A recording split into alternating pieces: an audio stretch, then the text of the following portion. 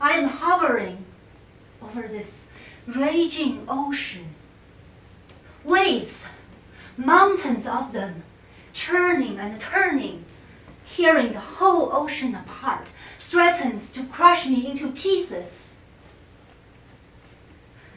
In between the waves, I see this whale. She's dying. The flesh is rotten and falling off from a bone, exposing the rib cage. She's looking at me as if trying to tell me something. But then I notice there's another woman sitting on the cliff over the sea. And she looks just like me. If she is me, then who am I standing here? She's thinking about jumping into the ocean. No, I yelled out, please don't, because if you jump, that means we are. And we can't survive this sea over here. And the next thing I know, she jumps directly into the body of this dying whale. And at that moment, I feel my body is rushing with this incredible energy, blasting my whole body apart. Ah! I screamed, and I woke myself up, my heart pounding, soaked in sweat.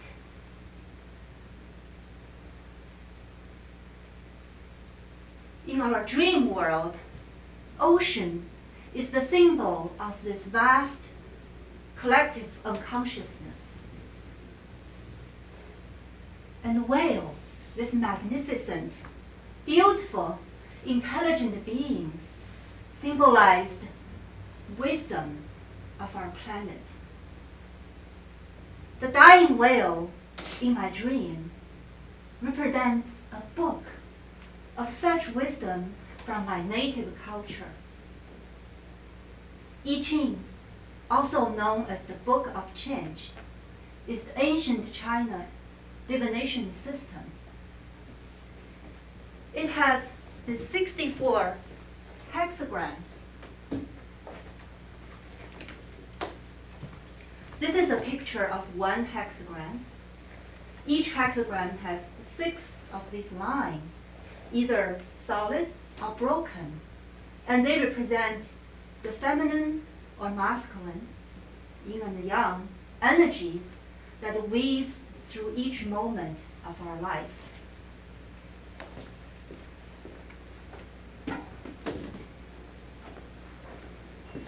I was born during the Cultural Revolution. The Cultural Revolution in China is like the Dark Age, scrunched into 10 years. During these 10 years, the entire nation of people have turned their back onto their own culture, tradition, and heritage. Books like I Ching were banned and treated as taboo, and wisdom holders were prosecuted and ostracized from the society. For the 22 years I lived in China, I've never seen one single copy of I Ching or read one single line of it. However, I remember the first time I heard the name of this book being whispered in hushed voice. I saw the back of my mind this image of a shaman. He is very, very old. His back is curled and he's limping, and he's trying very earnestly to tell me something. But he's speaking in this language I couldn't understand. So I had to turn him away. What I like the most about life is her great sense of humor. See, for the 22 years I lived in China, I was driven by this single-minded goal. I wanted to live in the United States. Now, 2 decades has passed since I came to live in this country.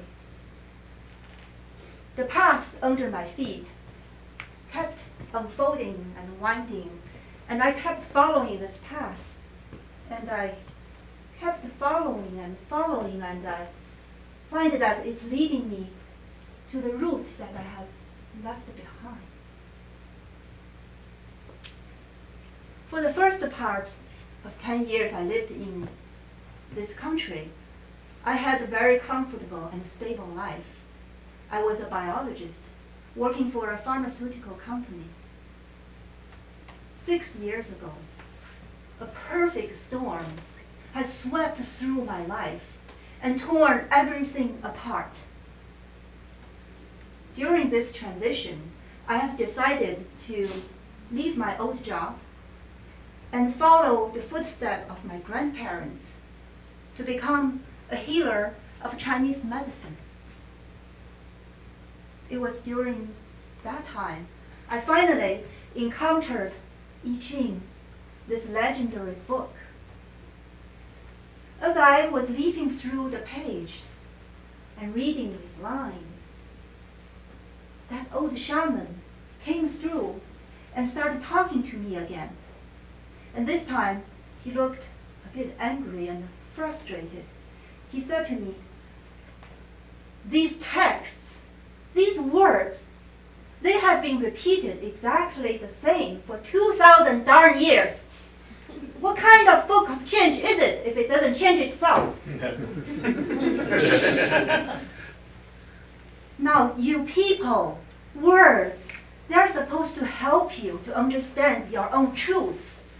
If you hang on too tight to it, you squeeze the juice out of it. And now, who can understand these words? They are so opaque, so inaccessible. I want to ask you, can you find a new way to talk about this? Can you find a new way to talk about it so that it makes sense to yourself and to the people around you? And I took on that request. See, part of it is the part of me that was trained as a scientist got excited. I want to find out what this hexagram means. But I'm not going to just accept other people's answer. I'm going to set up an experiment and find out from my own experience. Only this time, this experiment is going to take place in the laboratory of my own life. And I am going to be the investigator as well as a lab rat that I was about to test on. For the next 6 years, life did supply me with ample amount of change. And all through this course, I've kept a detailed journal tracing the hexagrams I've derived and how it is correlating with up and down of my life, hoping one day that I can extract a new coding system that will allow me to explain this in a different way. See, at first, I thought I was just changing a career. And then it came to a point I realized I had to let go my possessions, the houses I've owned, the savings I accumulated. And when this all first started to happen, I was trying to strike a bargain with change. I say, okay, I'm going to give you this, but can I at least keep this much for myself?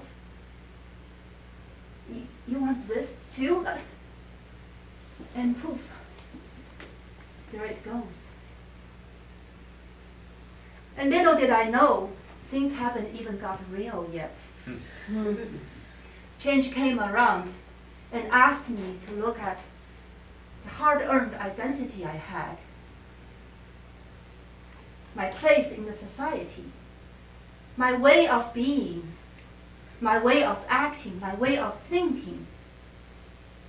And then there are times I got downright furious. I yelled at the change, You ruthless fucking bastard! What else do you want from me? I got nothing left!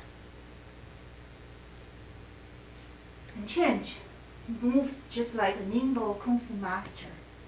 It came around and snatched me in my chest, said, "I want your heart."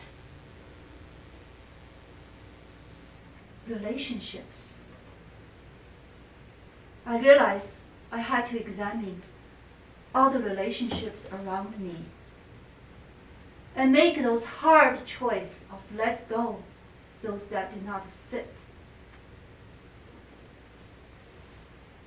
My marriage, 10 years of marriage, that single one thing that I thought that would never change in my life. The very hinge on which I thought my life was built on crumbled in front of my eyes.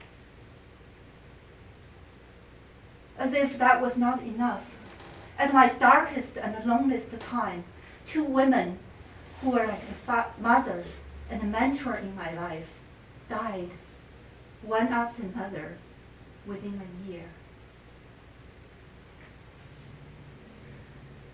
There are times that I felt completely abandoned by the whole world, left alone, struggling in pain, in this barren field between the East and West, my past and the future.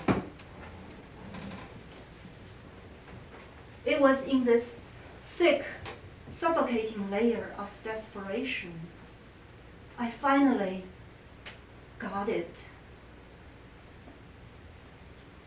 I finally gave up. I said, "Cheng, now I know you want all of me. And take me! Here I am, all of me, every single piece of me." And I learned to submit my will to its will.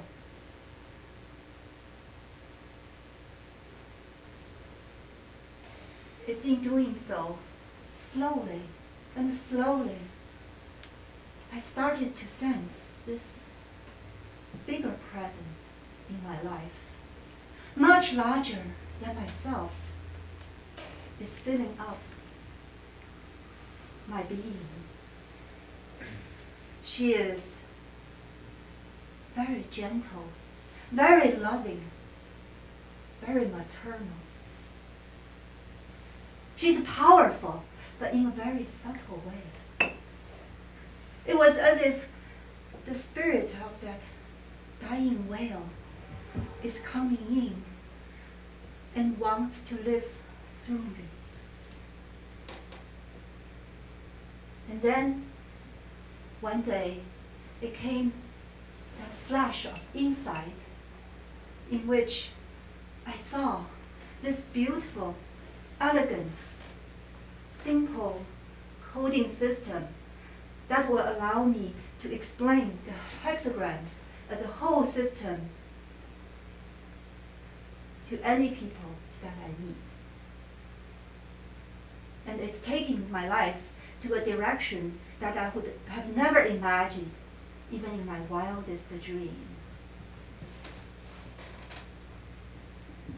But from this journey, I've learned that the wisdom, such as those contained in the I Ching, is not something that we acquired from an outside source. It is something that we are all born with. It's just usually we are separated from it by this wall made of our own fear of the unknown and the resistance of our own power. So I want to leave you with this one question. What is it standing between you and what your heart already knows and wants to embrace? If there's some part of you invites you to join with a presence larger than yourself, would you? Thank you.